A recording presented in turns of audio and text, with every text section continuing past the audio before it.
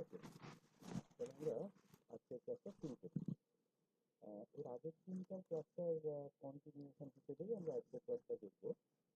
আজকের ক্লাসে আমরা খুব সাধারণ একটা থার্মোডিনামিক জিনিস, যেটা আমরা ধরো যারা কেমিস্ট্রি মেজর করছি অথবা কেমিস্ট্রি মাইনর করছি, আমরা সকলেই ব্যাপারটা জানি।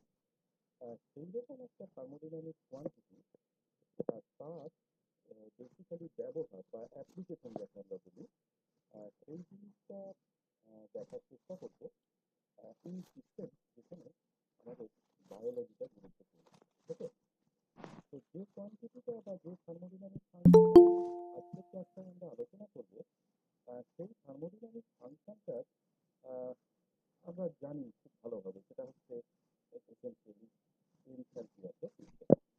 আমরা এই এনথালপির কথাটা দিয়ে আমরা কি মিন করি লক্ষ্য করো। এই এনথালপির কথাটা থার্মোডিনামিক্সে ফার্স্ট ল যখন আমরা পড়ি, ফার্স্ট ল বলার সাথে সাথেই অলমোস্ট এই এনথালপি শব্দটার সাথে আমরা পরিচিত হয়ে যাই। খুব শর্টে যদি বলতে হয়, তাহলে এই এনথালপি কথাটার মানে হচ্ছে এসেনশিয়ালি কোনো একটা কনস্ট্যান্ট প্রেসারে থাকা অবস্থায় কোনো থার্মোডিনামিক সিস্টেম থেকে যে পরিমাণ হিট অ্যাবজর্ব অথবা লিবারেটেড হয়, সেটাকে আমরা এনথালপি বলি। ইন জেনারেল আমরা এই অ্যাবজর্ব হিটটাকে এনথালপি বলি। দেখো, লক্ষ্য করে এই এনথালপি শব্দটা একটু শুনতে একটু অন্যরকম। দেখো, আমরা আগে যে শব্দগুলো পড়ে ক্লাস ফার্স্টটা পড়তে গিয়ে লিখতে গিয়ে যে শব্দগুলোর সাথে আমরা পরিচিত হয়েছি, heat absorb, work done, internal energy, এই সবকটা শব্দই দেখো একদম পরিষ্কার ইংরেজি শব্দ। স্যার ভয়েসে খুব প্রবলেম হচ্ছে, কিছু শোনা যাচ্ছে না। হ্যালো, এখন শুনতে পাচ্ছ? হ্যালো, হ্যাঁ স্যার, বাট কেমন কেটে কেটে যাচ্ছে। স্যার আপনার ভয়েসটা খুব আস্তে আসছে। আসতে আসছে? এখনো তাই? হ্যাঁ, না স্যার এবার ক্লিয়ার আসছে মোটামুটি। এবার ক্লিয়ার আসছে, তাই তো? আচ্ছা আচ্ছা, ঠিক আছে। তো এই এনথ্যালপি যে শব্দটা, লক্ষ্য করে দেখো, এই এনথ্যালপি শব্দটা ঠিক শুনে যেন মনে হয় না যে ইংরেজির কোনো একটা শব্দ। আসলে সত্যি সত্যি বলতে গেলে এই এনথ্যালপি শব্দটা ইংরেজির কোনো শব্দ নয়। এনথ্যালপি শব্দটা গ্রিক ভাষা থেকে নেওয়া একটা শব্দ, যে কথাটার মানে হচ্ছে টু ওয়ার্ম। যে সব সব শব্দটার মানে হচ্ছে আহ, কোনো গরম করা বা উষ্ণতার সাথে অ্যাসোসিয়েটেড কোনো কিছু। ওকে, এখন ঘটনা হলো, এই এনথ্যালপির কনসেপ্টটাকে, এই এনথ্যালপির ধারণাটাকে আমরা ব্যবহার করতে চাই। এই এনথ্যালপির ধারণাটা থার্মোডিনামিক্স এর ভেতরে যেভাবে আসে সেটা খুব সিম্পল। ধরো, আমার কাছে একটা সিস্টেম আছে, যে সিস্টেমটাতে আমরা কাজ করছি অ্যাট কনস্ট্যান্ট প্রেসার। লক্ষ্য করে দেখবে, আমাদের সাধারণ যে কাজগুলো আমরা করে থাকি, আমরা যাই করি না কেন, সেটা কিন্তু নর্মাল একটা কনস্ট্যান্ট অ্যাটমসফিয়ারিক প্রেসারের আওতাতেই আমরা করি। তাহলে এই কনস্ট্যান্ট প্রেসারের ঘটনাটা খুব একটা মানে ভীষণ এক্সেপশনাল বা এরকম কোনো কিছু নয়। তো ধরা যাক আমাদের কাছে এমন একটা সিস্টেম আছে যেটা কনস্ট্যান্ট প্রেসারে কাজ করছে। যে কোনো বায়োলজিক্যাল সিস্টেম, সেটা একটা অ্যানিমাল সেল হতে পারে, একটা প্ল্যান্ট সেল হতে পারে, একটা গোটা হিউম্যান বডি হতে পারে। সবাই আমরা কিন্তু কনস্ট্যান্ট প্রেসারেই আছি, এবং that constant pressure is the atmospheric pressure, যাকে আমরা 1 অ্যাটমসফিয়ার দিয়ে রিপ্রেজেন্ট করি বা 10⁵ পাস্কাল দিয়ে বলে থাকি। ওকে, তো এইরকম একটা সিস্টেমের ক্ষেত্রে আমি যদি ফার্স্ট ল অফ থার্মোডিনামিক্সকে লিখি ম্যাথমেটিক্যালি, যদি আমি ফার্স্ট ল অফ থার্মোডিনামিক্সকে লিখি, এর আগের ক্লাসটায় বলেছি that this is nothing but the law of conservation of energy. অর্থাৎ একটা সিস্টেম কতটা পরিমাণ হিট অ্যাবজর্ব করলো এবং সে কতটা পরিমাণ ওয়ার্ক পারফর্ম করলো, তার যোগফলটা total internal energy change of the system এই হিসেবে পরিলক্ষিত হয়। তাহলে ফার্স্ট লকে স্লাইটলি ঘুরিয়ে যদি কেউ লেখে, তাহলে এই টোটাল হিট চেঞ্জ এট কনস্ট্যান্ট প্রেসারকে এই ইন্টারনাল এনার্জি চেঞ্জ এবং ওয়ার্ক ইনভলভড এই দুটোর বিয়োগফল হিসেবে আমরা রিপ্রেজেন্ট করতে পারি। ধরে নেওয়া যাক যে এইরকম একটা সিস্টেম, যেটা নাকি কনস্ট্যান্ট প্রেসারে কাজ করছে, সেটা এক্সপ্যান্ড করছে, অর্থাৎ তার ভলিউম বাড়ছে। এটা একটা একদম সিম্পল এক্সাম্পল, যেটা দিয়ে বুঝতে আমাদের সুবিধা হবে বলে আমরা করছি। তো ধরা যাক এরকম একটা কনস্ট্যান্ট প্রেসারে থাকা অবস্থায় একটা সিস্টেম এক্সপান্ড করছে কোনো একটা নির্দিষ্ট থার্মোডিনামিক কন্ডিশন, যেটাকে আমি স্টেট 1 বলছি, থেকে কোনো আরেকটা নির্দিষ্ট থার্মোডিনামিক পরিস্থিতি বা অবস্থান, যাকে আমি স্টেট 2 বলছি, সেইখানে সিস্টেমটা এক্সপান্ড হয়ে প্রথম স্টেট 1 থেকে স্টেট 2 তে যাচ্ছে। এইবার এই এই ঘটনাটা বা এই ধরনের ট্রান্সফরমেশন বা চেঞ্জ যখন সিস্টেমটার মধ্যে হচ্ছে, সিস্টেমটা খানিকটা কাজ করছে, ঠিক আছে? এবং এই কাজটা এর আগের দিনকার ক্লাসে লক্ষ্য করে দেখবে আমি এই কাজ করা বা সিস্টেম কাজ করছে না সিস্টেম কাজ বাইরে থেকে পাচ্ছে তার কনভেনশন, সাইনের কনভেনশন গুলো আমি এর আগের দিনকার ক্লাসে আলোচনা করেছি। তাহলে এখানে সিস্টেমটা কি করছে? ওয়ার্ক করছে। কার উপরে করছে? অবভিয়াসলি সিস্টেমটার বাইরে যা কিছু আছে অর্থাৎ সারাউন্ডিংস এর উপরে। এবার যদি এরকম ঘটনা ঘটে যে শুধুমাত্র এই সিস্টেমটা স্টেট 1 থেকে স্টেট 2 তে এক্সপানশন যে হচ্ছে শুধুমাত্র প্রেসার ভলিউম ওয়ার্কের মাধ্যমে এক্সপানশন হচ্ছে, অর্থাৎ ধরা যাক কনস্ট্যান্ট প্রেসারে থাকা অবস্থায় সিস্টেমটার এক্সপানশন হচ্ছে শুধুমাত্র প্রেসার ভলিউম ওয়ার্ক ইনভলভড। তাহলে শুধুমাত্র প্রেসার ভলিউম ওয়ার্ক যদি ইনভলভড হয় তাহলে এর সাথে অ্যাসোসিয়েটেড হিট চেঞ্জ কত? তাহলে অবভিয়াসলি এর সাথে অ্যাসোসিয়েটেড হিট চেঞ্জটা, যেটাকে আমরা কিউপি দিয়ে রিপ্রেজেন্ট করছি because the transformation or the change occurs at constant pressure, সেটা অবভিয়াসলি ডেল্টা ইউ, মানে ফাইনাল স্টেটের তার যা ইন্টারনাল এনার্জি মাইনাস ইনিশিয়াল স্টেটের যা ইন্টারনাল এনার্জি তাদের বিয়োগফল এবং করসপন্ডিং প্রেসার ভলিউম ওয়ার্কের সাথে অ্যাসোসিয়েটেড। এখন দেখো লক্ষ্য করে এই যে ডান দিকটাতে এই ডেল্টা ইউটাকে আমি U two minus U one করে লিখছি। কেন লিখতে পারছি? Because the internal energy is a function of state. এই ইন্টারনাল এনার্জিটা ফাংশন অফ স্টেট হওয়ার জন্য কোন পথে ইন্টারনাল এনার্জি চেঞ্জ হলো সেটা নির্ভর করে না, শুধুমাত্র ইনিশিয়াল স্টেটের ইন্টারনাল এনার্জি ইউ ওয়ান এবং ফাইনাল স্টেটের ইন্টারনাল এনার্জি ইউ টু, এই দুটোর উপরেই সে নির্ভর করে এফেক্টিভলি। তাহলে এই ডেল্টা ইউ কে আমি U two minus U one করে রিপ্রেজেন্ট করছি। এবার দেখো কি ঘটেছে, প্রেসারটা ফিক্সড, তাহলে P remains fixed. What has happened? The system had expanded. তার মানে সিস্টেমটা এক্সপান্ড করেছে, মানে কি ওর ভলিউম আগে যা ছিল তার থেকে বেশি হয়েছে। অর্থাৎ অর্থাৎ ইনিশিয়াল ভলিউম যদি ভি ওয়ান হয় এবং ফাইনাল ভলিউম যদি ভি টু হয়, তাহলে this V two minus V one, this term is a positive term. তাহলে প্রেসারটাকে ফিক্সড রেখে ভলিউমটাকে যদি বাড়াতে হয় তাহলে obviously there have been some quantity যেটা নাকি পাল্টাচ্ছে। প্রেসারটা ফিক্সড আছে কিন্তু তার মানে টেম্পারেচার কিছু একটা চেঞ্জ হয়েছে। তাহলে this is the corresponding statement, যে বা this is the corresponding form যা দিয়ে আমি এটাকে রিপ্রেজেন্ট করতে পারি। এই ইকুয়েশনটাকে স্লাইটলি রিঅ্যারেঞ্জ করো। করো কি, এই ইউ টুর সাথে পিভি টু কে এক জায়গায় নিয়ে এসো এবং মাইনাস ইউ ওয়ান, তুমি মাইনাস যদি সাইন কমন নয় তাহলে ইউ ওয়ান এর সাথে এই মাইনাস অফ পিভি ওয়ান কে এক জায়গায় নিয়ে এসো। লক্ষ্য করে দেখো এখানে আমরা দুটো এমন কোয়ান্টিটি পাচ্ছি ইন দিস ফার্স্ট ব্র্যাকেটস। প্রথম ফার্স্ট ব্র্যাকেটটাতে হচ্ছে for the state to final স্টেটের জন্য, দ্বিতীয় ফার্স্ট ব্র্যাকেটটার ভেতরে যেটা আছে ফর দ্য স্টেট ওয়ান, যেখানে দেখতে পাচ্ছি that this is some sort of A quantity যেটা নাকি ইন্টারনাল এনার্জি এবং প্রেসার ভলিউম ওয়ার্কের যোগফল। ওকে, তাহলে এই কোয়ান্টিটিটা যেটা আমরা ফার্স্ট ব্র্যাকেটের ভেতরে দেখছি দুটো ক্ষেত্রেই, final state and initial state, সেটা হচ্ছে এসেনশিয়ালি এমন একটা কোয়ান্টিটি যেখানে ইন্টারনাল এনার্জিকে মেকানিক্যাল ওয়ার্ক অথবা প্রেসার ভলিউম ওয়ার্কের সাথে যোগ করা হয়েছে, রাইট? এই যোগফলটাকে আমরা বলে থাকি as the enthalpy of the system. তাহলে এনথ্যালপি কথাটা অ্যাকচুয়ালি মিন করে দ্যাট ইট ইজ, ম্যাথমেটিক্যালি যদি আমি দেখি, it is the sum of two quantities. কার কার? একটা হচ্ছে internal energy of the system, আরেকটা হচ্ছে the pressure volume work associated with that system. Okay, তাহলে এই ইন্টারনাল এনার্জি এবং প্রেসার ভলিউম ওয়ার্কের যোগফলকে আমরা এক কথায় বলছি as the enthalpy of the system. তাহলে সেই এনথ্যালপিকে আমরা ডিফাইন করছি by the symbol capital H এবং একে আমরা ইউ প্লাস পিভি করে লিখছি।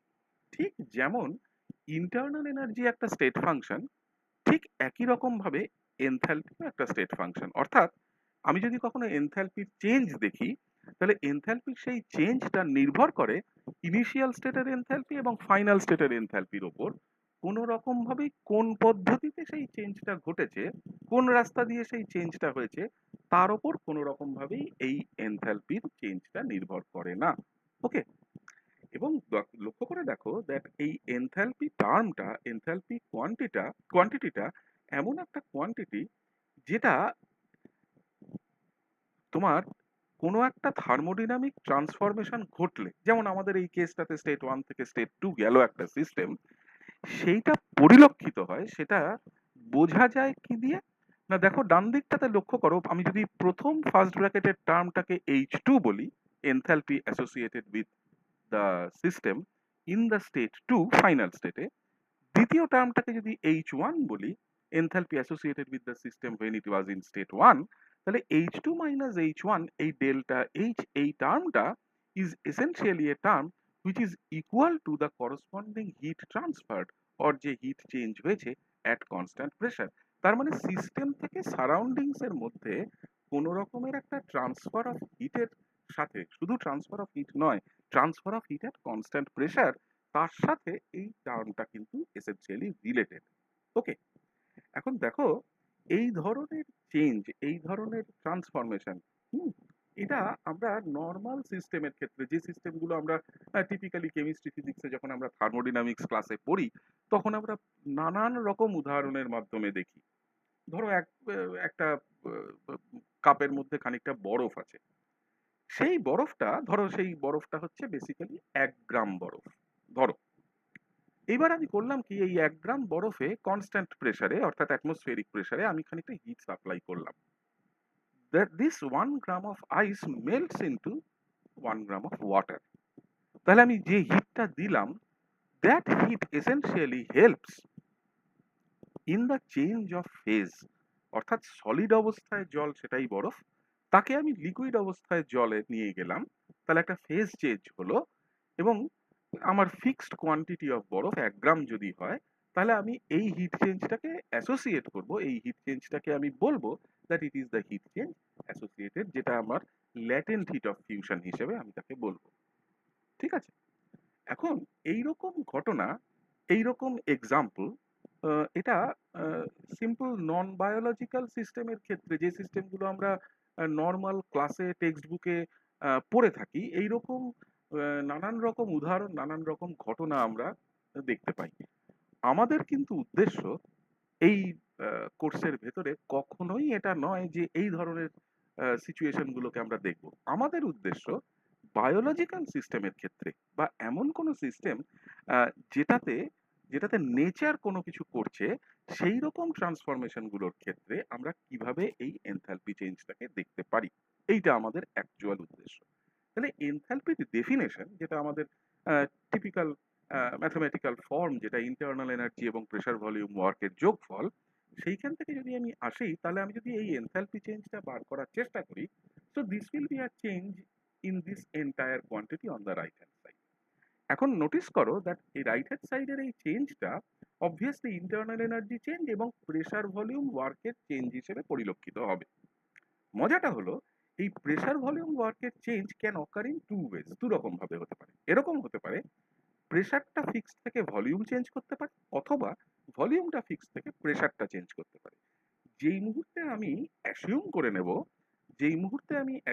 নেব, যে আমার প্রেসারটা কনস্ট্যান্ট, তাহলে আমার এই ভি ডেল্টা পি এর এই ডেল্টা পি টার্মটা ইমিডিয়েটলি জিরো হয়ে যাবে। তাহলে under that situation that the pressure remains constant, আমার এই এক্সপ্রেশনটা থেকে এই ভি ডেল্টা পি এই টার্মটা ড্রপ আউট করবে, because delta P becomes zero. তাহলে কি দাঁড়ালো? তাহলে যেটা দাঁড়ালো, আমার কাছে যে টার্মটা পড়ে থাকলো, that term will involve only the pressure volume work, যেটা নাকি ভলিউম চেঞ্জের সাথে অ্যাসোসিয়েটেড, যেটা আমি একটু আগে দেখালাম as P times V two minus V one করে। তাহলে effectively under the situation that the pressure remains constant, আমি এনথালপি চেঞ্জকে সবসময় এই কিউপি অথবা হিট চেঞ্জ অ্যাট কনস্ট্যান্ট প্রেসারের সাথে ইকুয়েট করতে পারি। তাহলে দেখো একটা খুব সিম্পল ইকুয়েশন, খুব সিম্পল একদম। বাঁ দিকে একটা টার্ম ডেল্টা এইচ, ডান দিকে একটা term heat change at constant pressure. এই সিম্পল ইকুয়েশনটা আমাদের এক্সট্রিমলি কাজের একটা ইকুয়েশন, এবং এই ইকুয়েশনটা আমি একটু পরেই দেখাবো। একজন বায়োকেমিস্টের জন্য এই ইকুয়েশনটা একটা এতটাই গুরুত্বপূর্ণ ইকুয়েশন, যে ইকুয়েশনটাকে একজন বায়োকেমিস্ট বিভিন্ন মলিকুলার প্রসেসের সাথে অ্যাসোসিয়েটেড বায়োলজিক্যাল চেঞ্জগুলোকে স্টাডি করার জন্য ব্যবহার করে থাকেন। খুব সাধারণ একটা ইকুয়েশন, শুধু এটা আমার মাথায় রাখতে হয় যে ওকে, কেন একজন বায়োকেমিস্ট এই কাজটি করতে পারেন? দুটো কারণে। এক নম্বর কারণ হচ্ছে দ্যাট এনি বায়োলজিক্যাল সিস্টেম, তাতে যখন কোনো চেঞ্জ হয়, that change occurs essentially at constant pressure. ধরো আমরা কেউ কোনো একটা খাবার খেলাম, এবার এই খাবারটা খাওয়ার ফলে পরে যে আমাদের মেটাবলিজমটা শুরু হবে, which initiates with the passage of the food through our oesophagus, বা আমাদের খাদ্যনালী দিয়ে খাবারটা যখন আমাদের স্টমাকে গিয়ে পৌঁছবে, সেই স্টমাকে যখন গিয়ে ডাইজেশনের প্রসেসটা শুরু হবে, কতগুলো বায়োলজিক্যাল বা কতগুলো বায়োকেমিক্যাল রিয়াকশন পাথওয়ে অ্যাক্টিভেটেড হবে। বাট যাই অ্যাক্টিভেটেড হোক না কেন, যে ধরনের বায়োকেমিক্যাল চেঞ্জই ঘটুক না কেন, সেই চেঞ্জটা কিন্তু ঘটছে at constant pressure, because as a human being আমরা সকলে সাবজেক্ট টু একটা constant atmospheric pressure of 1 atmosphere। এই জায়গাটা গুরুত্বপূর্ণ। এবার এই বায়োকেমিক্যাল পাথওয়ে গুলোই হোক, অথবা কোনো একটা সেলের লেভেলে যদি আমি ভাবি, একটা কোষের লেভেলে কোনো একটা সেলুলার প্রসেস যদি আমি ভাবি, সেই জায়গাতে যখন কোনো একটা প্রোটিন তৈরি হচ্ছে, সেই প্রোটিন ফর্মেশনের ঘটনাটাও কিন্তু ঘটছে at the at the at a constant value of pressure. এবার এই প্রোটিন ফর্মেশনের ঘটনাটা একটা অত্যন্ত জটিল বা অত্যন্ত একটা কমপ্লেক্স ঘটনা। এই কমপ্লেক্স ঘটনাটাকে খুব সহজে ব্যাখ্যা করা বা খুব সহজে একটা ক্লাসের মধ্যে দেখা, এটা একটু ডিফিকাল্ট। তো আমরা একটু একটু করে সেই প্রসেসটার মধ্যে ঢুকবো। এখন ইস্যুটা হলো যে তার মানে কোনো একটা সিস্টেমের ক্ষেত্রে যদি আমি এই জিনিসটা দেখি যে এইরকম দেখতে একটা খুব সিম্পল ইকুয়েশনের সাহায্য নিয়ে আমরা এই ব্যাপারটাকে আহ, একটা বায়োলজিক্যাল সিস্টেমের ক্ষেত্রে এটাকে ফেলতে পারি, তাহলে ব্যাপারটা একটু অন্যরকম হয়। এবার কতগুলো জিনিস আমাদের লক্ষ্য করার আছে। কি? ধরো কোনো একটা নর্মাল হিউম্যান বডি, তাকে যদি দেখা হয়, সেই নর্মাল হিউম্যান বডির যে ড্রাই মাস কাকে বলে? ড্রাই মাস হচ্ছে সেই সেই মাসটা, যে মাসটা হচ্ছে একটা জিনিস ময়েশ্চার ফ্রি হলে যেটা হয়। ধরো আমি একটা গাছের পাতা পেরে নিয়ে আসলাম, সেই গাছের পাতায় নানান রকম কেমিক্যালস আছে, এবং তার সাথে একটা জিনিস প্রচুর পরিমাণে আছে, সেটা হচ্ছে জল, ময়েশ্চার। আমি এবার করলাম কি, সেই গাছের পাতাটাকে একটা ওভেনে রেখে একদম ময়েশ্চার ফ্রি করলাম, ওর থেকে আমি ময়েশ্চারটা বার করে দিলাম। তো যে গাছের পাতাটা আমি একদম কাঁচা একটা সবুজ পাতা যদি গাছ থেকে পেরে নিয়ে এসে তার ওজন করি, তাহলে যে ওজনটা আমি পাবো, সেই ওজনটাতে আমার শুধুমাত্র যে ওই গাছের পাতাকে তৈরি করেছে যে বায়োলজিক্যাল এজেন্টস গুলো, যে কেমিক্যালস গুলো, সেইগুলোরই ওজন পাবো তাই নয়, তার সাথে আমি জলের ওজনও পাবো। কিন্তু যদি খুব কেয়ারফুলি আমি এই পাতাটা থেকে ময়েশ্চারটাকে তাড়াতে পারি without destroying any other chemical or any other component present in that leaf, তাহলে যে মাছটা আমি পাবো সেটাকে বলে ড্রাই মাছ। দেখা যায় একটা নর্মাল হিউম্যান বডি তুমি যদি ড্রাই মাছ নাও, তাহলে এই ড্রাই মাছটা অলমোস্ট হাফ হচ্ছে প্রোটিনের ড্রাই মাছ। অর্থাৎ একটা মানুষের শরীর প্রায় অর্ধেকটাই তৈরি হচ্ছে প্রোটিন দিয়ে। ওকে, তার মানে একটা মানুষের শরীরের গঠনের, একটা মানুষের শরীরের কনস্টিটিউশনের একটা বড় অংশ, almost 50% of it is made up of essentially a combination of different sorts of proteins or polypeptides। Protein, polypeptide, এগুলোর মানে কি আমি একটু পরে বলছি, যাচ্ছি আমি তাহলে। ওকে, এখন এই যে প্রোটিন দিয়ে তৈরি হওয়ার ঘটনাটা, এবং এই প্রোটিন ফর্মেশনের সাথে আমাদের মধ্যে যারা বায়োলজিক্যাল সায়েন্স থেকে ডিরেক্টলি আসি, আমরা দুটো প্রসেস খুব কমনলি পড়ে থাকি। একটাকে বলে ট্রান্সক্রিপশন আর একটাকে বলে ট্রান্সলেশন। যেটা যে দুটো প্রসেস, এই দুটো সেলুলার প্রসেস। তো এই দুটো সেলুলার প্রসেস এর মাধ্যমে শুধুমাত্র যে প্রোটিন ফর্মেশন বা প্রোটিন তৈরি হয় একটা সেলে তাই নয়, এর সাথে আমাদের যেটা জেনেটিক মেটেরিয়াল ডিএনএরও একটা ইম্পর্টেন্স থাকে। বিকজ আমি একটু পরেই বলবো যে এই ডিএনএ এসেনশিয়ালি প্রোটিন ফর্মেশনের ঘটনাটাকে ইনিশিয়েট করে by creating a messenger RNA.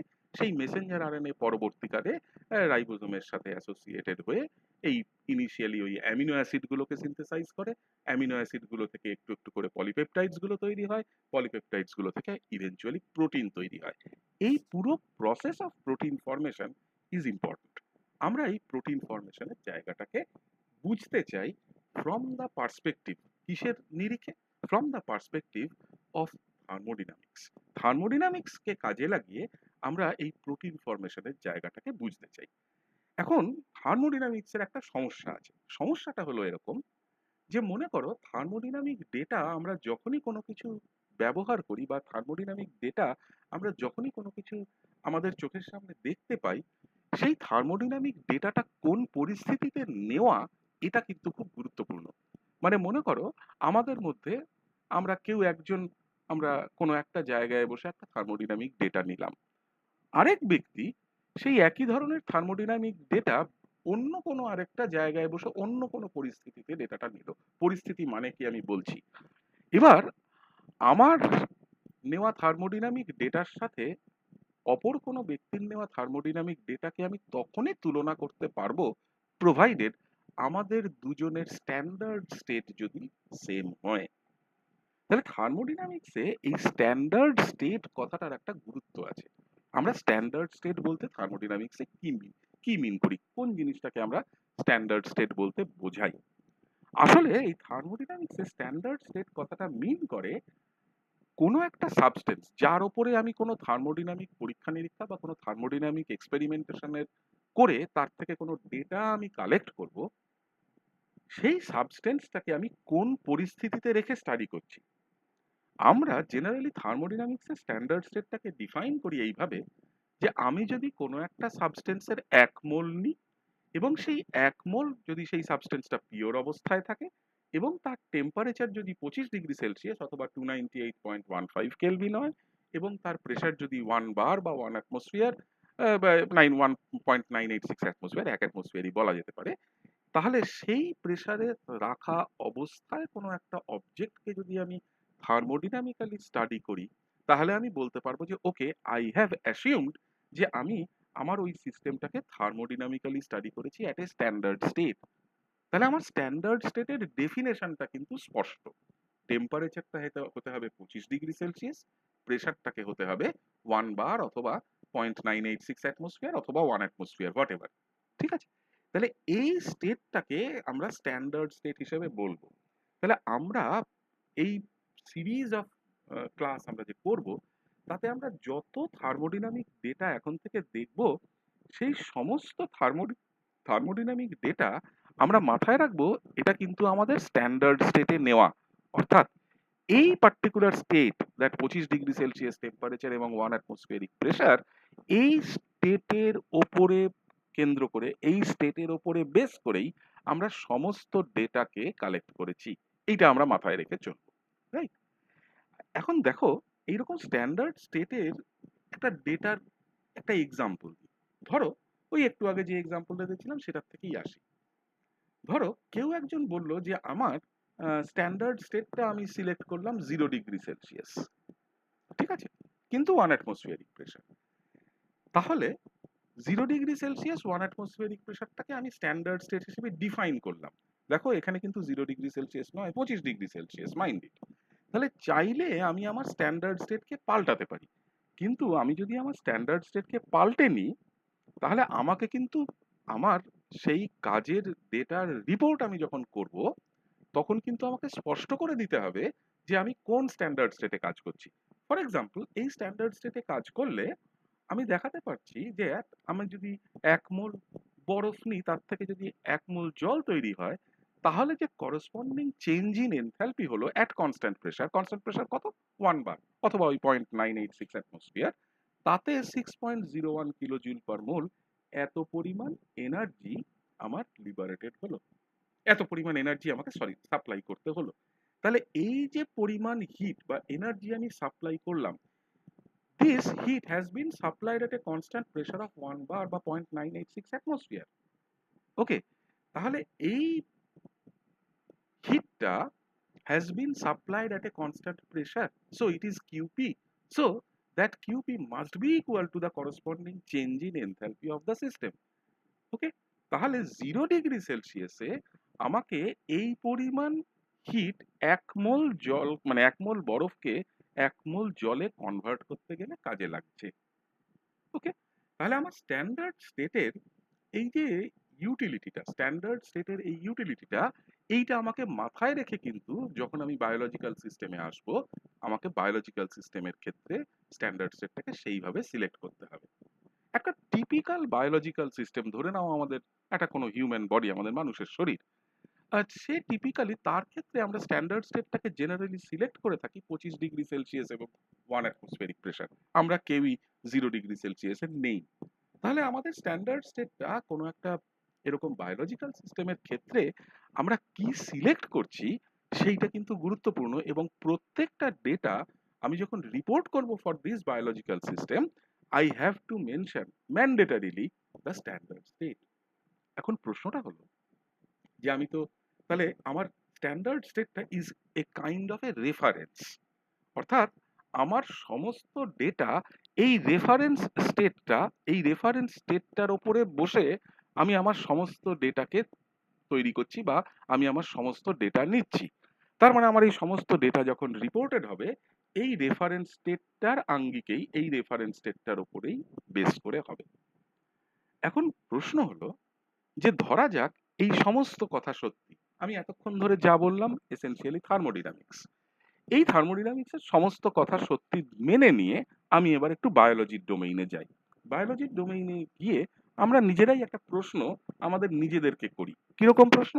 আমি প্রশ্নটা এরকম করছি যে আচ্ছা, এই যে delta H equal to Q P, মানে enthalpy change is equal to the heat change at constant pressure, কি করে আমি এই একটা খুব সিম্পল দেখতে সমীকরণ বা ইকুয়েশনকে কোনো একটা সিস্টেমের, বায়োলজিক্যাল সিস্টেম অবভিয়াসলি, তার থার্মোডিনামিক প্রপার্টি সাথে অ্যাসোসিয়েট করব? আমি কি করে এই একটা এইরকম সাধারণ দেখতে ইকুয়েশনকে প্রোটিনের প্রপার্টির সাথে অ্যাসোসিয়েট করব, অথবা কেউ বলতে পারে নিউক্লিক অ্যাসিডের প্রপার্টির সাথে অ্যাসোসিয়েট করব, ডিএনএ আরএনএ এদের প্রপার্টির সাথে আমি কি করে অ্যাসোসিয়েট করব? ওকে, এর উত্তরটা আহ, একদমই সোজা নয়, কিন্তু এর উত্তরটা আবার ততটাও কঠিন নয় যে আমরা যারা সাধারণ কেমিস্ট্রি জানি আমরা এর উত্তরটা অ্যাটলিস্ট কিছুটা বুঝতে পারবো না, ততটাও কিন্তু কঠিন নয়। তাহলে এই জিনিসটা, এই রকম ধরনের একটা প্রশ্ন আমরা যদি নিজেরাই নিজেদেরকে করি, তাহলে এর উত্তরটা লুকিয়ে আছে আমরা এই ধরনের মলিকিউল, প্রোটিন হোক, নিউক্লিক অ্যাসিড হোক, এরা তো কতগুলো লার্জ সাইজড মলিকিউল, খুব বড় আকারের, খুব বড় আকৃতির কতগুলো মলিকিউল, এই মলিকিউলগুলোর সাথে এই ধরনের প্রশ্নর কি অ্যাসোসিয়েশন সেটা আমাদেরকে বুঝতে গেলে এই মলিকিউলগুলো বায়োলজিক্যাল সিস্টেমে কিভাবে থাকে তার একটা আইডিয়া, তার একটা ধারণা আমাদের থাকতে হবে। আচ্ছা, কোনো একটা প্রোটিন যখন কোনো বায়োলজিক্যাল সিস্টেমে থাকে, সেই প্রোটিনটা সেই পরিস্থিতি, যে পরিস্থিতিতে সে সেই সিস্টেমটার মধ্যে আছে, ধরো একটা সেলে, আমরা তাকে তখন বলে থাকি সেই প্রোটিনটার নেটিভ স্টেট। তাহলে নেটিভ স্টেট কথাটা মিন করে যে তার অরিজিনাল পরিস্থিতি।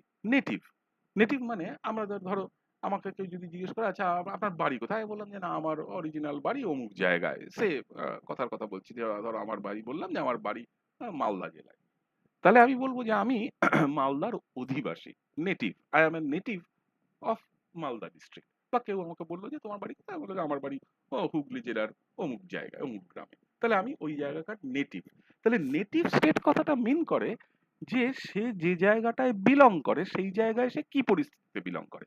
তাহলে একটা প্রোটিনের নেটিভ স্টেট মানে হচ্ছে যে সে যেখানে অ্যাকচুয়ালি তার থাকার কথা সে সেখানে কি অবস্থায় আছে।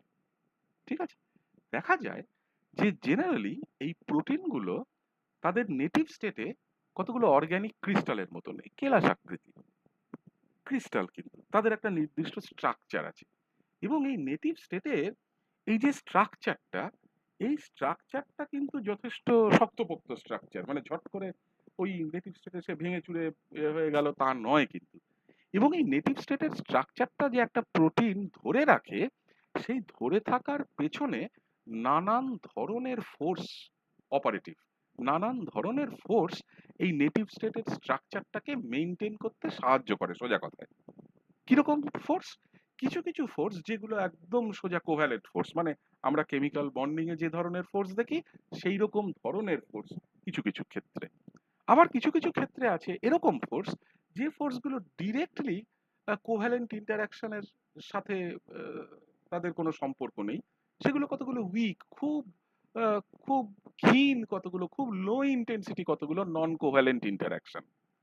কিছু কিছু ইন্টারাকশন আছে যে ইন্টারাকশন গুলো electrostatic in nature, as if দুটো চার্জড পার্টিকুলের মধ্যেকার ইন্টারাকশন যেরকম হয় সেই রকম উইক কতগুলো ইলেকট্রোস্ট্যাটিক ইন্টারাকশন।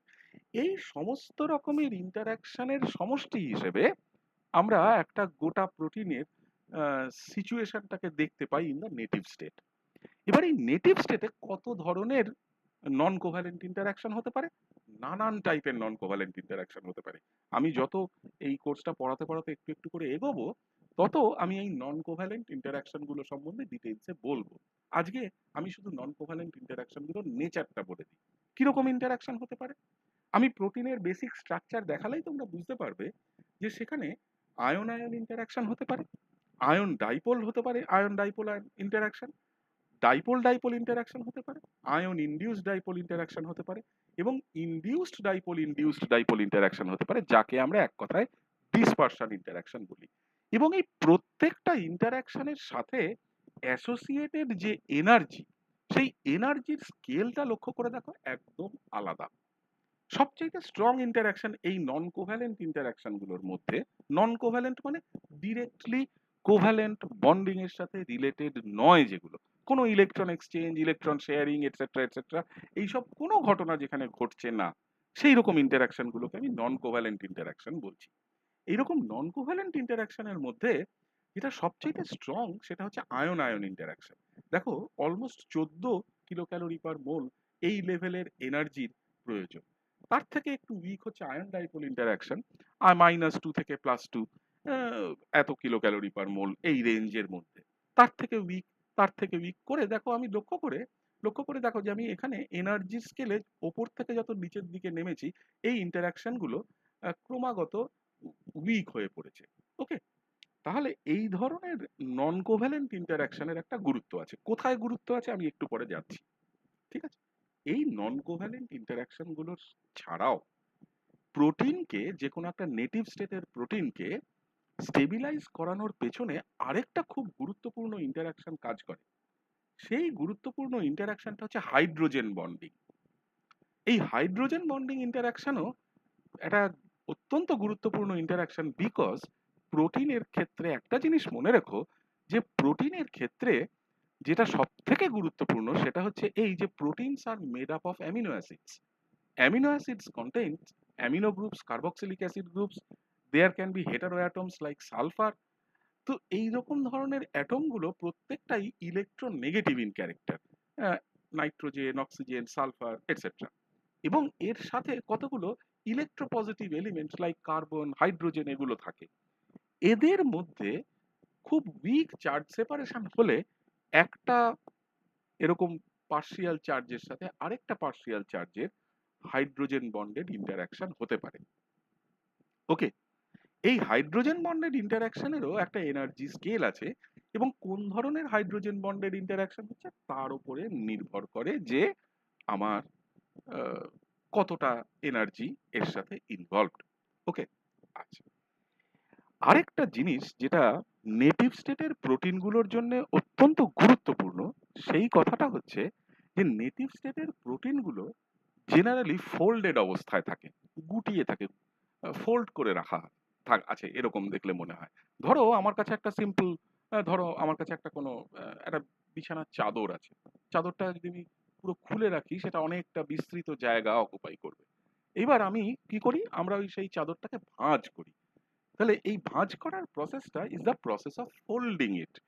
এই প্রোটিন মলিকিউলগুলো এসেনশিয়ালি যখন তাদের নেটিভ স্টেটে থাকে, তারা ফোল্ডেড পরিস্থিতিতে থাকে। So they assume a structure, যে স্ট্রাকচারটা একটা ফোল্ডেড স্ট্রাকচার।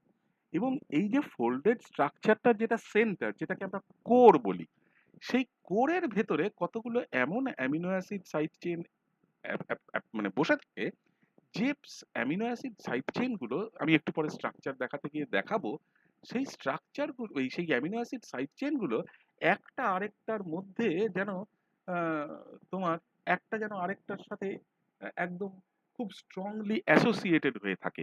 এখানে দেখো আমি একটা টার্ম ব্যবহার করছি, ইন্টারডিজিটেড এই ইন্টারডিজিটেড কথাটার মানেটা হচ্ছে অনেকটা এরকম। মনে করো আমরা আমাদের দুটো হাতের পাতা এক জায়গা করলাম, করে আমরা যদি এক ডান হাতের পাতার সাথে যে চারটে আঙুল, বুড়ো আঙুল ছাড়া, সেই চারটে আঙুলকে বাঁ হাতের চারটে আঙুল, বুড়ো আঙুল ছাড়া এদের মাঝখানে ঢুকিয়ে দিই, তাহলে আমাদের হাতের পাতা দুটো একটা আরেকটার সাথে লকড অবস্থায় চলে যায়, বুড়ো আঙুল দুটো কিন্তু free. This is a situation, যে সিচুয়েশনটাকে আমরা বলি যে ওকে আমার হাত দুটো একে অপরের সাথে ইন্টারডিজিটেটেড অবস্থায় আছে। এই ইন্টারডিজিটেড শব্দটা বায়োলজিক্যাল সায়েন্সেসে খুব কমনলি ব্যবহার হয়। বা ধরো আমার কাছে দুটো চিরুনি আছে, চিরুনি দুটোর দাঁতগুলো আছে, আমি একটা চিরুনির দাঁতকে আরেকটা চিরুনির দাঁতের ফাঁকের মাঝখানটা দিয়ে যদি ঢুকিয়ে রাখি, তাহলে একটা চিরুনি যেন আরেকটা চিরুনিকে লক করে ফেললো। দিস ইজ এ সিচুয়েশন যেখানে আমরা এটাকে বলি যে ইন্টারডিজিটেটেড অবস্থায় চিরুনি দুটো আছে। তার মানে যেটা ঘটে, এই ফোল্ডেড অবস্থায় প্রোটিনগুলোর ভেতরে যে সমস্ত অ্যামিনো অ্যাসিডগুলো আছে, যে অ্যামিনো অ্যাসিডগুলো পোলার নয়, পোলার নয় মানে কি, যে অ্যামিনো অ্যাসিডগুলোর ক্ষেত্রে চার্জ সেপারেশনটা হয়নি অথবা খুব কম হয়েছে ফর সাম রিজন, আমি পরে উদাহরণ দেখাবো, সেই সমস্ত অ্যামিনো অ্যাসিড সাইড চেইনগুলো একে অপরের সাথে এইরকম দুই হাতের পাতার চারটে চারটে আঙুলকে যেমন আমরা ফ্লাশ করে এক জায়গা করে লক করে দিতে পারি, সেই রকম অবস্থায় অনেক ক্ষেত্রে থাকে, এটা দেখা যায়। এবং এই ইন্টারডিজিটেড হয় বলে এই ফোল্ডেড প্রোটিনগুলোর রিজিডিটি, ফোল্ডেড প্রোটিনগুলোর স্ট্রাকচারের এই যে শক্ত ব্যাপারটা, সেইটা কিন্তু এই ইন্টারডিজিটেড হয় বলে এটা আসে। হুম। এবার এটার মানে কিন্তু এই নয় যে এই ফোল্ডেড প্রোটিনগুলোর স্ট্রাকচার আবার এত স্ট্রং যে এদেরকে ভাঙা যাবে না, ডেফিনেটলি ভাঙা যাবে। এই ফোল্ডেড প্রোটিনগুলোর স্ট্রাকচারকে যদি আমার ভাঙতে হয়, সবচাইতে সোজা রাস্তা হচ্ছে সামান্য গরম করো, ভেঙে যাবে। এই ফোল্ডেড প্রোটিনগুলোর স্ট্রাকচারকে যদি ভাঙতে হয়, সামান্য সিস্টেমটার বা মিডিয়ামটার পিএইচটাকে পাল্টে দাও, একটু অ্যাসিড বা একটু অ্যালকালি অ্যাড করে দাও, ভেঙে যাবে। তাহলে নেটিভ প্রোটিন স্ট্রাকচার তুমি যদি তাকে কোনো রকম ভাবে ব্যতিব্যস্ত না করো, তুমি যদি সেই নর্মাল সে যেখানে সে নেটিভ কোনো সেলে বা কোনো একটা জায়গায় সেই টেম্পারেচার মেনটেন করো, সেই জায়গাকার পিএইচ কে তুমি যদি পাল্টাতে না দাও, তাহলে নেটিভ প্রোটিন স্ট্রাকচার ভাঙবে না। তার মানে লক্ষ্য করো, আমাদের সাধারণ যে যে যে বেসিক যে ধারণা প্রোটিন সম্বন্ধে, সেই বেসিক ধারণা থেকে আমরা কতগুলো জানি প্রোটিন তৈরি করতে গেলে অ্যামিনো অ্যাসিড লাগে, অ্যামিনো অ্যাসিড গুলো একে অপরের সাথে জুড়ে যায়, একে অপরের সাথে জুড়ে কি করে জোড়ে, তারা পেপটাইড বন্ড দিয়ে জোড়ে, পলিপেপটাইড তৈরি হয়। তাহলে কি পলিপেপটাইড গুলোকেই প্রোটিন বলবো? উত্তরটা হলো না, একদম পলিপেপটাইড গুলোকে প্রোটিন বলবো না। আচ্ছা, তারপরে আবার আজকে দেখলাম যে এই পলিপেপটাইড গুলো বা অ্যামিনো অ্যাসিডের এগুলো জুড়ে গেলে তাদের মধ্যে কিছু অ্যামিনো অ্যাসিড যারা নাকি নন পোলার, তারা একে অপরের সাথে ইন্টারডিজিটেট করে, আহ, একে অপরকে লক করে দেওয়ার চেষ্টা করে স্ট্রাকচারাল রিজিডিটি বাড়ানোর উদ্দেশ্যে। তারপরে আবার দেখলাম কিছু নন কোভ্যালেন্ট ইন্টারাকশন আছে, আবার দেখলাম হাইড্রোজেন বন্ডেড ইন্টারাকশন আছে। তাহলে এই এত রকম ইন্টারাকশন নিয়ে একটা প্রোটিনের স্ট্রাকচারকে আমরা স্টাডি করব কি করে? This is the question. তাহলে এই প্রোটিনের স্ট্রাকচারটাকে, যেটা আমি একটু আগেও বললাম, যে একটা প্রোটিনের স্ট্রাকচারকে স্টাডি করার পদ্ধতিটা কিন্তু খুব সোজা নয়। একটা প্রোটিনের স্ট্রাকচারকে স্টাডি করতে গেলে আমার সেই প্রোটিনটা কি দিয়ে তৈরি তার একটা বেসিক ধারণা, তার একটা বেসিক আইডিয়া আমার থাকা দরকার। এবং প্রোটিন স্ট্রাকচারে যেটা সব থেকে বেশি গুরুত্বপূর্ণ, সেটা হচ্ছে যে সেই প্রোটিন স্ট্রাকচারে আমার স্ট্রাকচারটার ব্যাখ্যা বা স্ট্রাকচারটা বুঝতে গেলে আমাকে কতগুলো স্তরে, কতগুলো লেভেলে সেই স্ট্রাকচারটাকে বুঝতে হয়। কিরকম লেভেল? প্রোটিনের স্ট্রাকচারের প্রথম যে লেভেলটা, সেটাকে আমরা বলে থাকি primary structure of the protein. Primary structure মানে কি? Primary structure of the protein mean করে যে আমি যখন অ্যামিনো অ্যাসিড গুলোকে একটার সাথে আরেকটাকে জুড়ছি by means of the peptide linkages, peptide bonds, CONH bonds, এবং তার ফলে একটা লম্বা একটা মালার মতন জিনিস আমি তৈরি করছি, that essentially gives me the primary structure. তার মানে primary structure of any protein is essentially the formation of the polypeptide. Polypeptide এর চেইনটা তৈরি হওয়াটাই প্রাইমারি স্ট্রাকচারের মেইন জায়গা। এবং লক্ষ্য করো, পলিপেপটাইড চেইন তৈরি হতে গেলে, আমি একটু পরেই দেখাচ্ছি, পলিপেপটাইড চেইন তৈরি হতে গেলে যেটার প্রয়োজন সেটা হচ্ছে এই অ্যামিনো অ্যাসিড গুলোকে একের সাথে অপরকে পেপটাইড বন্ড দিয়ে, যেটা নাকি একটা কোভ্যালেন্ট বন্ড, সেই কোভ্যালেন্ট বন্ড দিয়ে এই অ্যাসোসিয়েশনটা হওয়া, এই অ্যাটাচমেন্টটা হওয়াটা প্রয়োজন।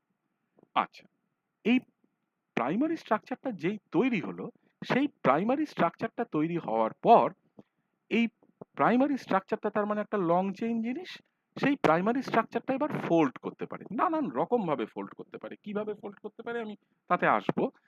হেলিক্যাল ফোল্ডিং হতে পারে, তারা বিটা শিটের মতন একটা চেইন আরেকটা চেইনের ওপরে, তারপরে আরেকটা চেইন এইভাবে সাজানো হতে পারে, etcetera etcetera. That gives us the secondary structure. এই সেকেন্ডারি স্ট্রাকচারটা আবার নিজেদের মধ্যে আহ, নানান রকম ভাবে কার্ল করতে পারে, অনেকটা অনেকটা একটা লম্বা দড়িকে পাকিয়ে দেওয়ার মতন কার্ল করতে পারে, due to weak non bonded interactions and hydrogen bonding. এবং এর সাথে একটা কোভ্যালেন্ট ইন্টারাকশনও থাকে, যেটাকে আমরা ডাইসালফাইড লিঙ্ক বলি। আমি একটু পরে ডাইসালফাইড লিঙ্কের উদাহরণও দেখাচ্ছি।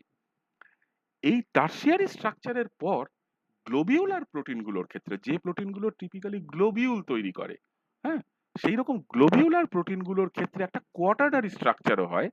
এবং এই কোয়াটারনারি স্ট্রাকচারের যে ঘটনাটা, এটা সব প্রোটিনের মধ্যে দেখা যায় না।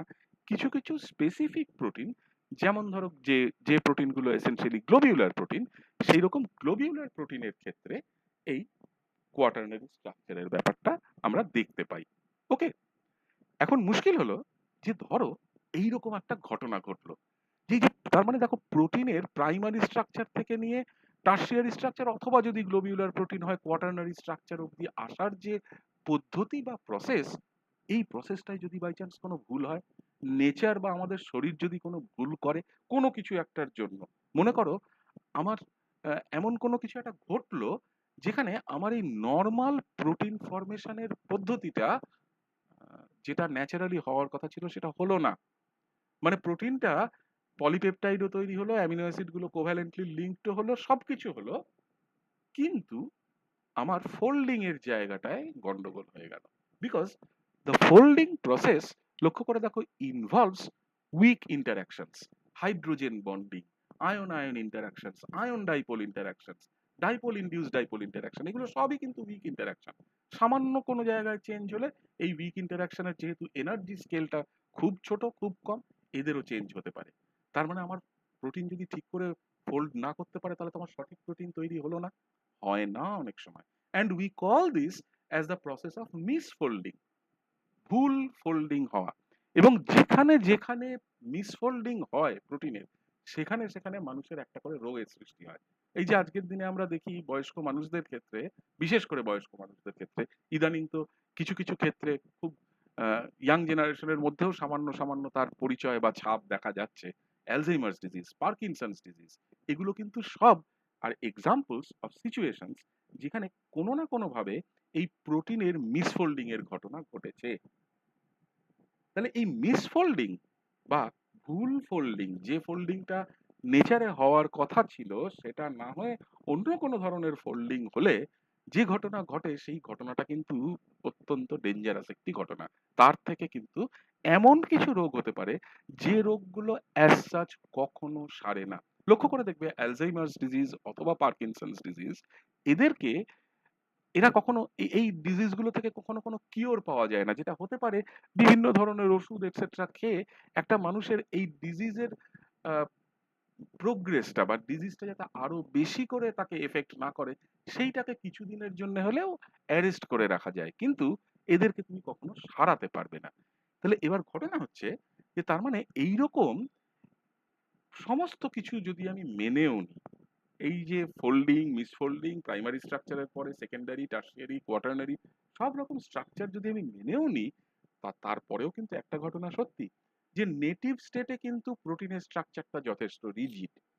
কিন্তু মুশকিল হলো, তুমি যদি সেই নেটিভ স্টেটের প্রোটিনের ওই রিজিড স্ট্রাকচারটাকে কোনোভাবে ভেঙে দাও, কোনোভাবে আনফোল্ড করে দাও, তাহলে কিন্তু প্রোটিন স্ট্রাকচারটা ফ্লেক্সিবল হয়ে গেল। মানে ব্যাপারটা অনেকটা, আমার কাছে একটা বিরাট লম্বা দড়ি ছিল, সেই লম্বা দড়িটাকে আমি পাকিয়ে একটা বলের মতন করে রেখেছিলাম, একটা খুব ছোট্ট জায়গায় আমি রাখতে পারছিলাম, একদম স্ট্রং রিজিড অবস্থায়।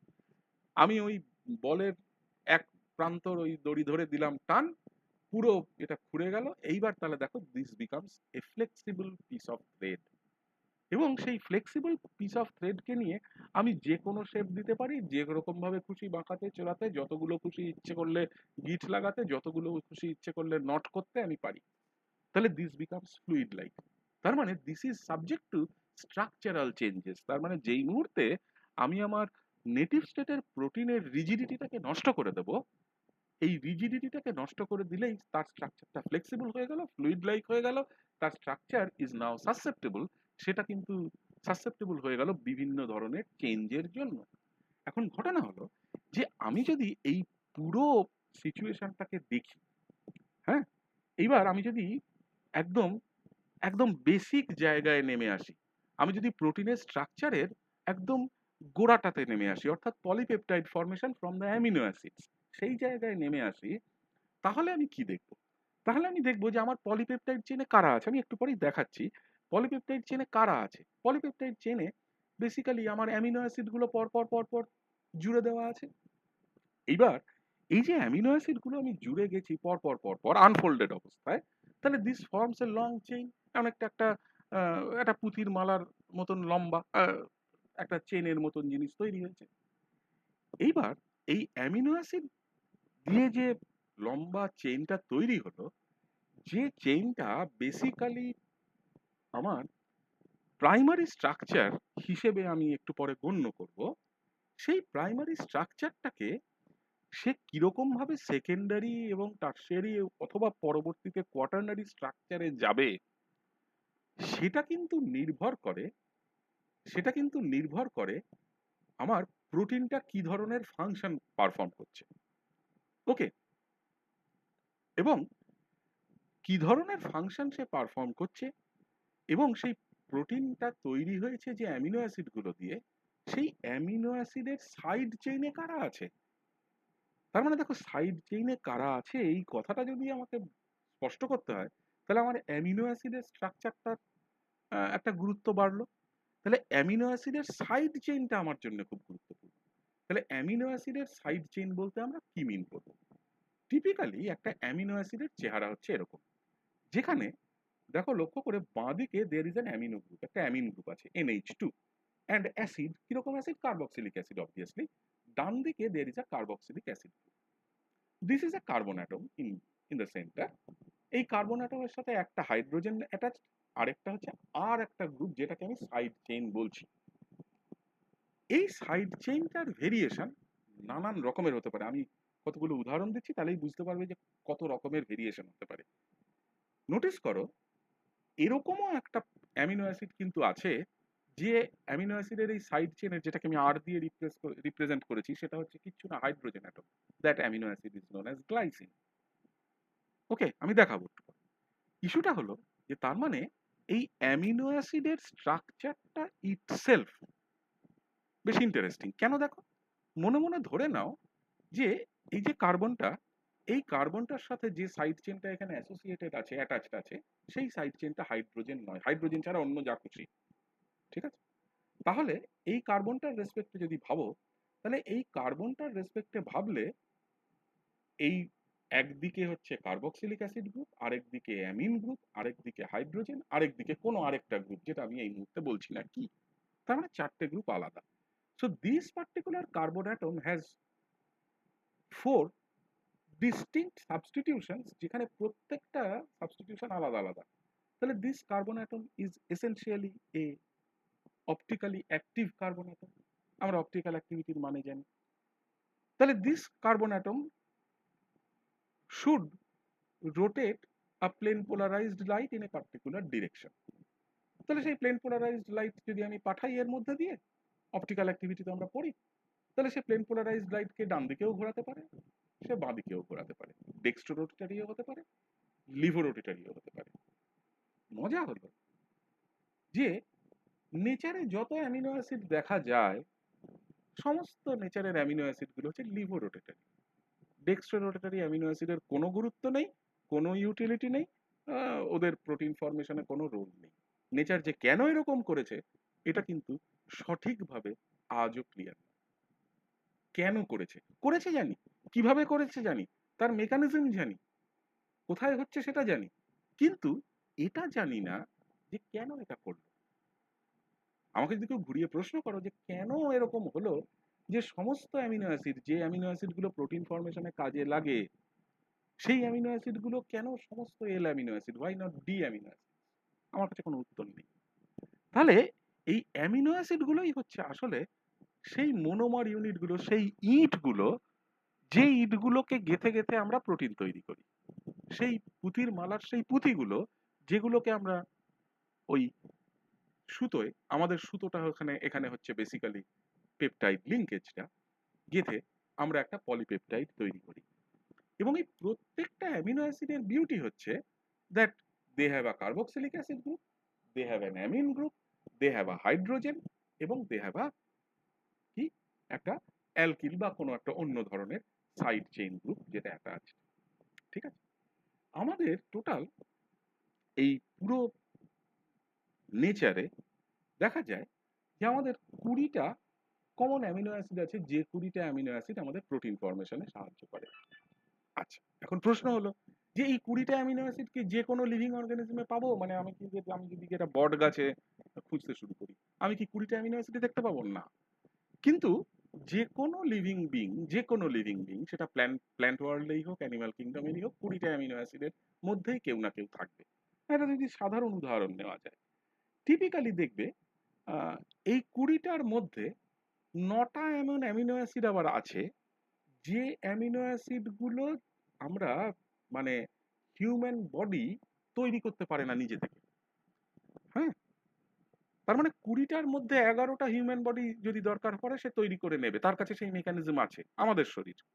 কিন্তু 9টা এমন আছে যে অ্যামিনো অ্যাসিড, 9টা অ্যামিনো অ্যাসিড হিউম্যান বডি তৈরি করতে পারে না। তাহলে এই 9টা অ্যামিনো অ্যাসিড তো আমার প্রয়োজন। আমার কোনো না কোনো প্রোটিনে এই 9টা অ্যামিনো অ্যাসিডের রোল আছে। আমি কোত্থেকে পাবো? খাওয়ার থেকে পাবো। তাহলে আমার খাদ্য বা আমাদের ডায়েট এই 9টা অ্যামিনো অ্যাসিড আমাদেরকে সাপ্লাই করে। এবার এই অ্যামিনো অ্যাসিড গুলোর, এই যে 20টা অ্যামিনো অ্যাসিডের কথা বললাম, these are the 20 amino acids, যেগুলোকে আমরা সেই দিক থেকে এসেনশিয়াল অ্যামিনো অ্যাসিড বলে থাকি। দেখো, আমি এখানে এই 20টা অ্যামিনো অ্যাসিডকে যেমন তেমন ভাবে রাখিনি। আমি ইন্টেনশনালি এই 20টা অ্যামিনো অ্যাসিডকে এমন ভাবে রেখেছি যেখানে এই অ্যামিনো অ্যাসিড গুলোকে আমি ক্লাসিফাই করেছি। কি কিভাবে? দেখো, আমি কিছু অ্যামিনো অ্যাসিডকে ক্লাসিফাই করেছি অ্যাজ নন পোলার, কিছু অ্যামিনো অ্যাসিডকে ক্লাসিফাই করেছি অ্যাজ পোলার, এবং শুধু নন পোলারই নয়, এমন নন পোলার যাদের ওই যে একটু আগে দেখালাম যে যাদের সাইড চেইন, এই সাইড চেইনটা অ্যালিফ্যাটিক ইন নেচার, মানে একটা সিম্পল আর গ্রুপ, কোনো একটা মিথাইল, ইথাইল, আইসোপ্রোপাইল এরকম। নোটিস করো প্রথম যে অ্যামিনো অ্যাসিডটা, দেখো আমি প্রত্যেকটা সাইড চেইনকে আমি এখানে একটা নীল রঙের একটা ব্যাকগ্রাউন্ড কালার দিয়েছি যাতে তোমাদের সাইড চেইনগুলো মাথায় থাকে। দেখো, গ্লাইসিনের কথা বলেছিলাম একটু আগে, দ্যাট যে যার সাইড চেইনটা হচ্ছে বেসিক্যালি হাইড্রোজেন অ্যাটম। তাহলে this amino acid glycine is optically inactive. ও কিন্তু অপটিক্যালি অ্যাক্টিভ নয়, because it has two substitutions which are the same. তাহলে অপটিক্যাল অ্যাক্টিভিটি এর নেই। তুমি গ্লাইসিনের পরে তুমি যদি হাইড্রোজেনটা, ওই সাইড চেইনটাকে মিথাইল দিয়ে সাবস্টিটিউট করো, ইউ গেট অ্যালানিন। তারপরে ইউ গেট ভ্যালিন, একটা আইসোপ্রোপাইল গ্রুপ দিয়ে সাবস্টিটিউট করলে, অ্যান্ড সো অন। এই অ্যামিনো অ্যাসিড গুলোর দেখো যে স্ট্রাকচারটা আমি এখানে প্রত্যেকটা অ্যামিনো অ্যাসিডের ক্ষেত্রে করেছি, সেটা বেশ ইন্টারেস্টিং। কিরকম? লক্ষ্য করো, আমি অ্যামিন গ্রুপ এবং কার্বক্সিলিক অ্যাসিড গ্রুপ COOH এবং NH2 হিসেবে দেখাইনি। আমি কার্বক্সিলিক অ্যাসিড গ্রুপের রিপ্লেসেবল প্রোটনটাকে তুলে নিয়ে এসে অ্যামিন গ্রুপের সাথে অ্যাসোসিয়েট করে দিয়েছি। আমি এটাকে NH3+ বলেছি, এটাকে COO- বলেছি। তার মানে একই মলিকিউলে একটা এন্ডে নেগেটিভ চার্জ আছে, একটা এন্ডে পজিটিভ চার্জ আছে, and we call this structure as the জুইটার ionic structure of the amino acid. জুইটার ion, একই মলিকিউল। আমাকে যদি কেউ জিজ্ঞেস করে যে জুইটার আয়ন কি, আমি তো দেখবো যে একই মলিকিউলের এক প্রান্তে নেগেটিভ চার্জ, এক প্রান্তে positive charge. It is neither a cation নর অ্যান অ্যানায়ন। তার মানে তাকে আমি বলবো জুইটার আয়ন। এই জুইটার আয়নিক স্ট্রাকচার নিয়ে আমি আজকের ক্লাসটায় বেশি কিছু বলছি না। পরবর্তীতে যখন আমি স্ট্রাকচারের ডিটেলসে একটু একটু করে যাব, তখন আমি এই জুইটার আয়নিক স্ট্রাকচার নিয়ে ডিটেলসে আলোচনা করব, অবভিয়াসলি করব।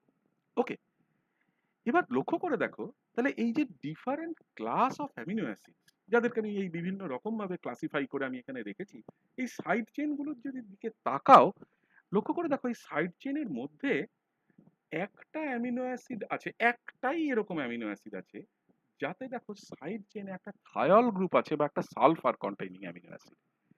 এই সালফার কন্টেইনিং অ্যামিনো অ্যাসিডটার নাম হচ্ছে সিস্টিন। এই সিস্টিন অ্যামিনো অ্যাসিডটা it is a very important amino acid, যে অ্যামিনো অ্যাসিডটা আমাদের প্রাইমারি স্ট্রাকচার অফ প্রোটিন তৈরি করতে মানে একটা খুব ক্রুশিয়াল রোল প্লে করে। কেন ক্রুশিয়াল রোল প্লে করে?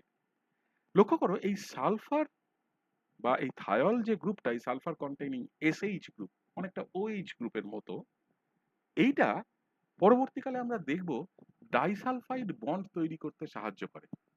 এবং যে প্রোটিন, ফর এক্সাম্পল ইনসুলিন যদি নাও, ইনসুলিন একটা কমন প্রোটিন, হ্যাঁ, তুমি যদি ইনসুলিনের দিকে তাকাও দেখবে ওই ইনসুলিনে ওই সালফার সালফার বন্ড বা ডাইসালফাইড বন্ড তৈরি হয়। এর আগের দিনকার ক্লাসে আমি যখন রাইসিন নিয়ে কথা বলছিলাম তখন দেখবে যে রাইসিন একটা পয়জন, তাতেও ওই ডাইসালফাইড বন্ড থাকে। দেখো ডাইসালফাইড বন্ড যে পলিপেপটাইড বা যে প্রোটিনে আছে, মাথায় রেখো সেই প্রোটিনে সিস্টিন থাকতে বাধ্য, বিকজ এসেনশিয়াল অ্যামিনো অ্যাসিড গুলোর মধ্যে এমন আর কোনো অ্যামিনো অ্যাসিড নেই, যে অ্যামিনো অ্যাসিডে আমাদের সালফার আছে। স্যার সালফার, বলছি ওরে মিথিওনিন নাকি কি একটা আছে, ওতেও তো সালফার আছে। সালফারটা কি বন্ড করার অবস্থায় আছে? ফ্রি হাইড্রোজেন নেই তো। না। তাহলে তাহলে ফ্রি সালফার তোমার নেই, থায়ল। এইরকম মানে ধরো এইরকম উদাহরণ তুমি আরো কিছু নন এসেনশিয়াল অ্যামিনো অ্যাসিডেও পাবে, কিন্তু যেখানে বন্ড করার অবস্থায় আছে সেইটা কিন্তু একমাত্র সিস্টিন, যেখানে ডাইসালফাইড বন্ড তৈরি হতে পারে just by substituting this hydrogen atom. এখানে মিথিওনিনে যে সমস্যাটা, মিথিওনিনে এই আরেকটা পাশ যেখানে হাইড্রোজেন থাকলে ভালো হতো, সেই জায়গাটাতে অলরেডি একটা মিথাইল গ্রুপ এসে স্যাচুরেট করে দিয়ে বসে আছে। এবং সালফার যেহেতু এর 3d অরবিটাল দিয়ে এর 3p অরবিটালে এর লোন পেয়ার 2p এর মতন নয় লাইক অক্সিজেন, এর পোলারাইজেবিলিটি বা ডোনারেবিলিটিটাও অক্সিজেনের থেকে কম সেই সেন্সে, যে কারণে সালফার মিথিওনিনের ক্ষেত্রে ডাইসালফাইড বন্ডে পার্টিসিপেট জেনারেলি করে না। সমস্যাটা হচ্ছে এইখানে। তার মানে এই সিস্টিনের প্রেজেন্সটা এই কারণে গুরুত্বপূর্ণ, because of the disulphide bond. যে প্রোটিনে দেখবে ডাইসালফাইড বন্ড আছে, ধরে নেবে সেখানে সেখানে সিস্টিন আছে। তাহলে এই যে 20টা essential amino acid, this 20 essential amino acids ultimately এরাই ডিটারমাইন করে the fate or the nature of the polypeptide side chain. এই পলিপেপটাইডের নেচারটা কিরকম হবে, এর সাইড চেইনটা দেখতে কিরকম হবে, সেটা নির্ভর করে টোটালি আমার এই অ্যামিনো অ্যাসিড গুলোর উপরে, কোন কোন অ্যামিনো অ্যাসিডকে ব্যবহার করে আমি তৈরি করছি। ধরা যাক আমার কাছে মনে করো কতগুলো গ্লাইসিন আছে। দেখো গ্লাইসিনটা এমন একটা অ্যামিনো অ্যাসিড যার ক্ষেত্রে কোনো সাইড চেইনই নেই, বেসিক্যালি সাইড চেইনের জায়গায় একটা হাইড্রোজেন।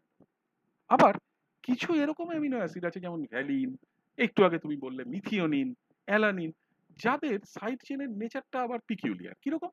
দেখো যাদের সাইড চেইনের নেচারটা হচ্ছে এমন, যেগুলো নন পোলার সাইড চেইন। এই সাইড চেইনগুলো দেখো অ্যালানিন, ভ্যালিন, মিথিওনিন, দেখো বেশিরভাগটাই হচ্ছে কার্বন হাইড্রোজেন। এখানে এমন একটা হেটারো অ্যাটম যার পোলারিটি প্রায় নেই বললেই চলে, সেরকম নন পোলার অথবা হাইড্রোফোবিক নেচারের সাইড চেইন। আবার এমন কিছু অ্যামিনো অ্যাসিড আছে যেখানে যেখানে আমার যে সাইড চেইনটা, সেই সাইড চেইনটা আবার একে অপরের সাথে লিঙ্কড। দেখো সাইড চেইনটা পিকিউলিয়ার, আমার সাইড চেইনটা অ্যামিনো গ্রুপটার সাথে এইভাবে লিঙ্কড অবস্থায় আছে। This is the example of proline. তাহলে সাইড চেইনের ভেরিয়েশন, মানে সাইড চেইনটার নেচারটা কিরকম, তার উপরে কিন্তু ইভেনচুয়ালি এই প্রোটিনের স্ট্রাকচারটা নির্ভর করে। ওকে, এখন যেটা মেইন ঘটনা সেটা হচ্ছে যে how does this amino acids bond together, কি করে এই অ্যামিনো অ্যাসিড গুলো একটার সাথে আরেকটা অ্যাটাচ করে বা বন্ড করে। এটা আমরা খানিকটা জানি যে পেপটাইড বন্ডের মাধ্যমে।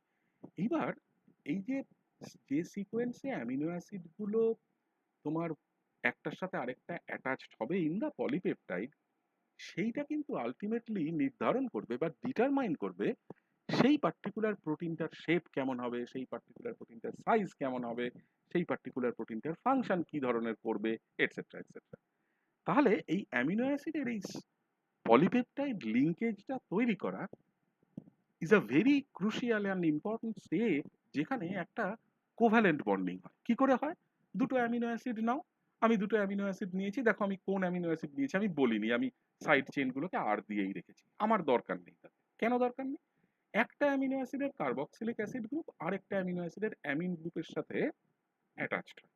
অ্যাটাচড হওয়ার ফলে লক্ষ্য করো যেটা হয়, এখানকার এই ওইচটা আর এখানকার এই এইচটা, এই ওইচটা ওইচ মাইনাস হয়ে আর এই স্যার এইচটা আরেকবার বলুন ওই পোর্শনটা, তখন আপনার ভয়েসটা আটকে গেছিল, মানে এটা শোনা যাচ্ছিল না। এইখানে আমি দুটো অ্যামিনো অ্যাসিড নিয়েছি। কি কি অ্যামিনো অ্যাসিড আমি বলিনি কিন্তু স্পেসিফিক্যালি কোন অ্যামিনো অ্যাসিড, কারণ দেখো আমি সাইড চেইনগুলোকে স্পেসিফাই করিনি।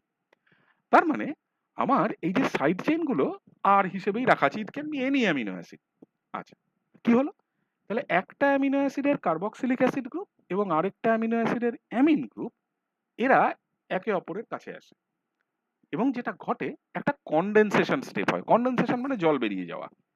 কিরকম ভাবে জল বেরোয়?